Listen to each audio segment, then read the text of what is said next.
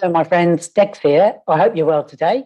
I am recording this in December, and I trust, therefore, that you're looking forward to whatever your holiday season is going to bring for you. And I'm having a bit of a change of direction on the podcast episodes from what I've been talking about. I've been mostly talking so far about the negative experiences of burnout, chronic stress, anxiety, frustration, exhaustion, people problems, and all of those things. But today I'm going to shift up a gear and I'm going to look at how we create the life we actually want from kind of the ashes of our burnout. Because make no mistake, if you want a new life, you're going to have to become a new person. So let's think about it like this. If you want to create a new experience in your life without changing the external factors like your job, your boss, your workload, then you're going to have to change the way you respond to all of that, the way you respond to the world. You have to become a new person. And when I think about this, I think about, it's been estimated that let's say we have around 60,000 thoughts per day. And almost all of those are subconscious. They're subconscious because we've already learned how to do things. We already know how we're going to respond to what happens from old experiences. So the brain uses about 20% of our energy, our calorific input each day. So it's pretty heavy on the juice. And as a survival strategy, as animals, we're wired to seek pleasure, avoid pain, and save energy. So guess what? Our brain loves to default to subconscious thoughts to keep us on track, to keep us alive every day. And those subconscious thoughts are what we call habits. That's why we like routine, to save brain energy. If there's no kind of immediate survival threat, if we're not being attacked, if we're in a situation our brain knows how to deal with, we're going to roll out the same habitual thoughts, the same behaviors, the same habitual responses as always. Because you never think about how to drive a car, right? And when you tap in your bank code into your banking app, you can do that even when you can't remember the number. Even when you can't consciously bring to mind the number, your fingers will just kind of remember where to go. So our brains love to take the easy way and just keep doing what we've always done. We know how to do regular things. We know how to navigate to a familiar destination. We know what to think when our boss drops a new task on us on a Friday afternoon, right? We know what to say when our spouse asks us to pick up the kids. We know how to feel when that guy in accounts wants our expense forms. And those familiar patterns, those habits, those skills, they're just really well-practiced thoughts that become unconscious competence. And when we repeat habits over months or years, they become our personality. This is the way I handle milk spilled on the floor. This is the way I close my front door. I'm a person who doesn't like historic dramas. I get stressed when I'm late for work. I'm this kind of person. Whatever we do, we identify ourselves with our habits and therefore we become them. And the reason that's important is because we want to emerge from burnout. We're in chronic stress, and thinking about changing our habits is a pretty big ask. When we're a bit flattened, we're a bit exhausted. So what we do is we've been tucking ourselves away in burnout in a cocoon of our habits, kind of comfortably, this is how I think about it, comfortably uncomfortable in the familiar stench of stale thoughts and habits and behaviors tucked away in this cocoon. And emerging into the light seems vaguely threatening and almost certainly too much bother. Change of any kind, although in one way appealing, seems overwhelming, impossible, too tiring to consider. We're in chronic exhaustion and desperately conserving energy, mental and emotional energy particularly. We're kind of worn out and battered. So we just keep going in our unconscious behaviors, always creating the same results, the ones we don't like. We resist all kinds of change and it feels like hell. It is hell. We want the world to change so we'll feel better, definitely not us. After all, the world owes us a better life than this, doesn't it? Otherwise, why are we even here? And while all that is happening, we've really worn down our self-image. We think of ourselves more and more as useless, unworthy, valueless, helpless. We experience profound disappointment in who we are, who we've become, and our inability to fix all these problems. And we talk to ourselves with increasing derision, don't we? Criticizing ourselves at every turn. And in time, we can begin to think that other people would do better without us, that our work team is against us. That style of thinking, the desperation thinking.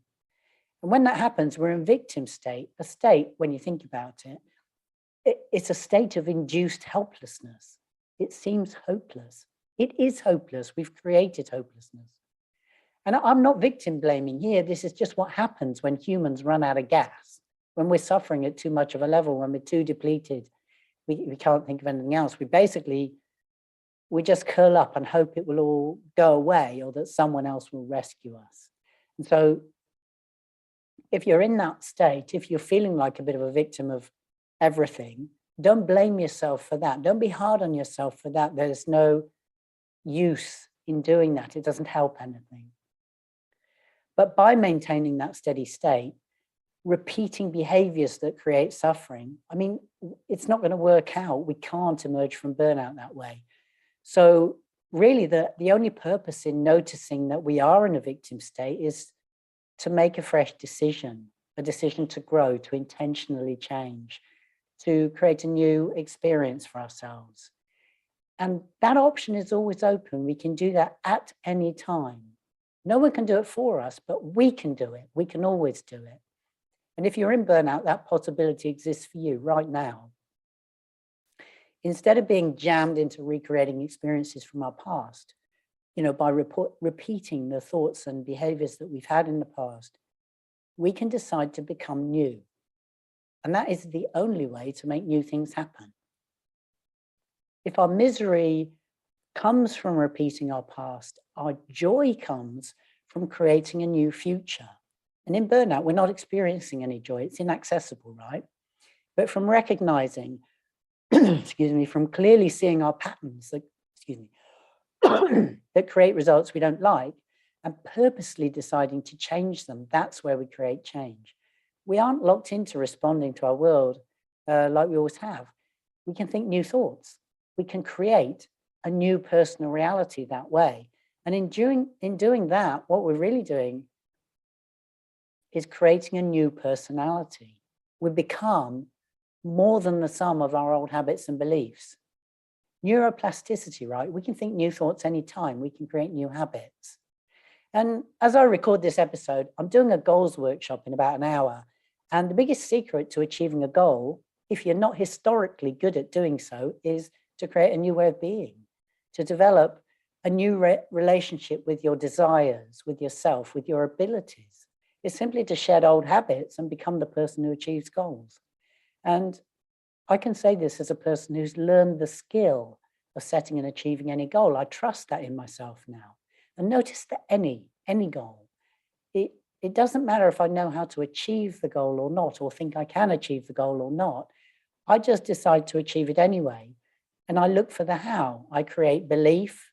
I act on that belief every day. I don't entirely see how I'm going to, how my goal is going to come to fruition, but I just trust that it will. I live in certainty about that. And I trust that I'm going to keep going until I hit my goal. It's that simple. I'm really being the future self who's already achieved this goal. And I learned this skill through coaching, and I used it to become a person who no longer experiences burnout. If I don't want to repeat the past, then I have to stop being the me from the past.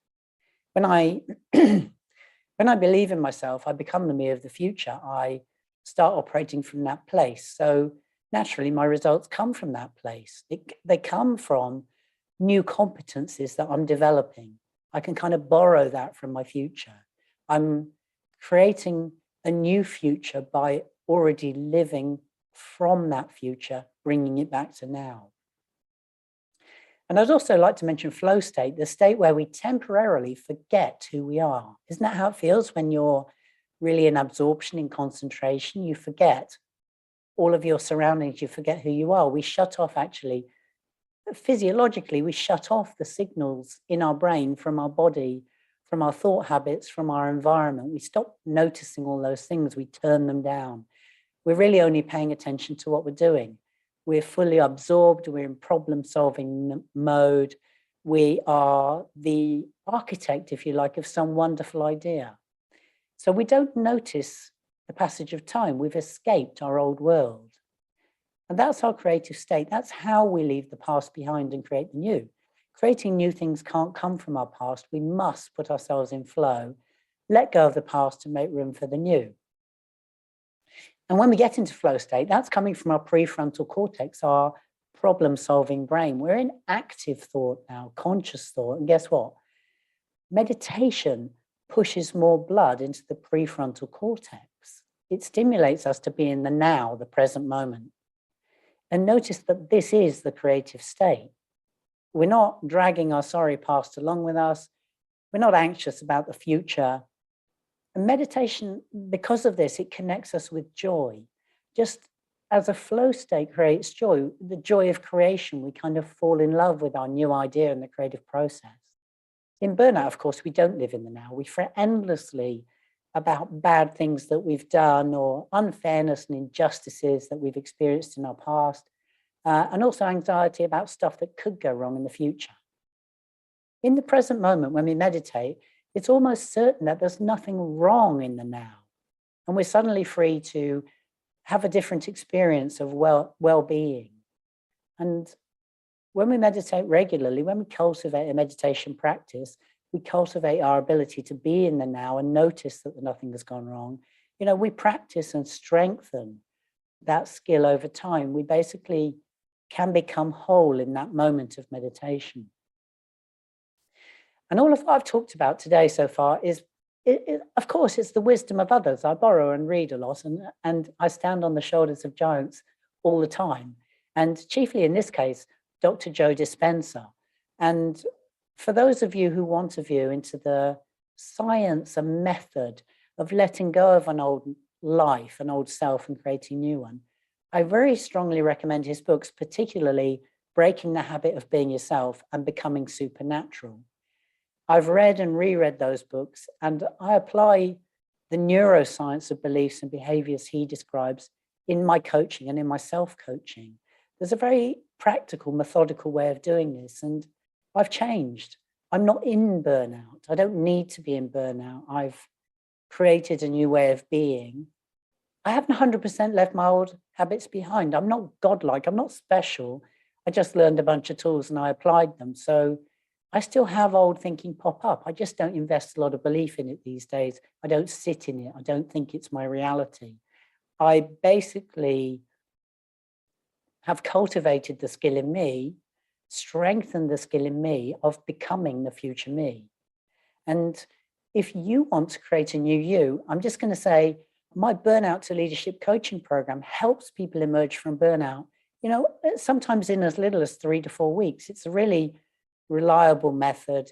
It helps people step by step shed the skin of burnout and become the person they want to be. And when you do that, you are in creation mode. You can create joy and well-being. You can step up to leadership, performance, and the deep satisfaction of working effectively with other people, connecting in rewarding and fruitful and productive ways.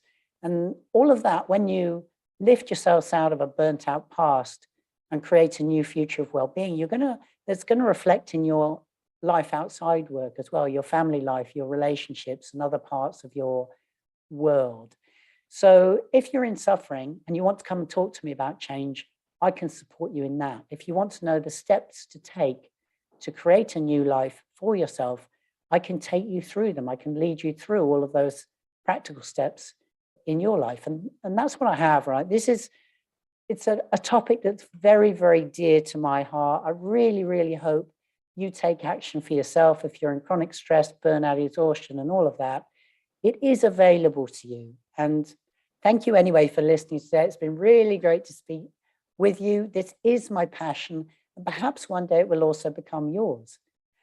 As always, you can visit my website, burnouttoleadership.com, for the show notes.